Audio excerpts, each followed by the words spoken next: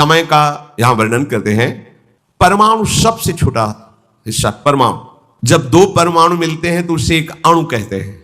और जब तीन अणु, समझो, जब दो परमाणु मिलते हैं तो एक अणु कहते हैं, और जब ऐसे तीन अणु मिलते हैं तो उसे त्रिश्रेणु कहते हैं। जो झरोखे में सूर्य की किरण आ रही हो उसमें देखो छोटे छोटे उड़ते दिखाई देते हैं, उसे कहते हैं त्रिश्रेणु। और जो तीन त्रिश्रेणुओं के पार करने में सूर्य जितना समय लगाते हैं उसे त्रुटि कहते हैं। छोटे छोटे जो, तो कितना समय, बहुत त्रुटि माने बहुत थोड़ा समय। शुरू हुआ है परमाणु से, अत्यंत सूक्ष्म।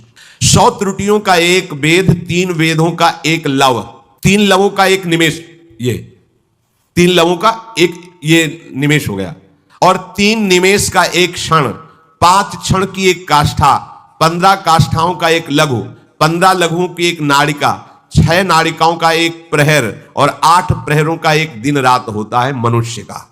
8 प्रहर का एक दिन रात, 15 दिन रातों का एक पक्ष होता है, कृष्ण पक्ष शुक्ल पक्ष, दोनों पक्षों का एक मास होता है, और 6 मासों का एक अयन, उत्तरायण दक्षिणायन, और दोनों अयनों का एक वर्ष होता है। ये हमारी आयु का, समय का वर्णन किया गया है। एक मनुष्य के जो वर्ष व्यतीत होते हैं, एक वर्ष, उसमें देवताओं की एक दिन रात्रि होती है।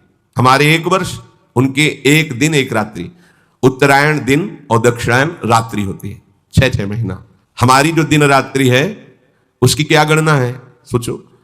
हमारा साल व्यतीत हुआ तब उनकी एक दिन रात्रि होती देवताओं की। मनुष्यों के 6 महीनों का उत्तरायण देवताओं का दिन, और 6 महीनों का दक्षिणायन देवताओं की रात है।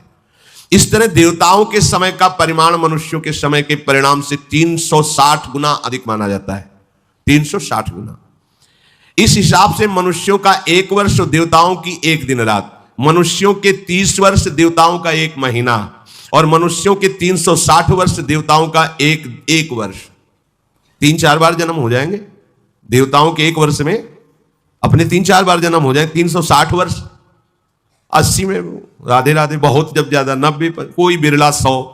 मनुष्य के सतयुग, त्रेता, द्वापर और कलयुग, ये 4 युग बीत जाने पर देवताओं का एक युग होता है। 4 युग अपने बीते तब देवताओं का एक युग होता है।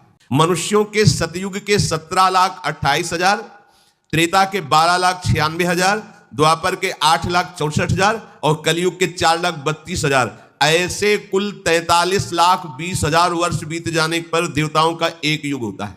इससे चतुर्युगी कहते हैं, सतयुग, त्रेता, द्वापर, कलयुग। मनुष्यों और देवताओं के समय का परिमाण तो सूर्य से होता है, पर ब्रह्मा जी के दिन रात का परिमाण देवताओं के युग से होता है।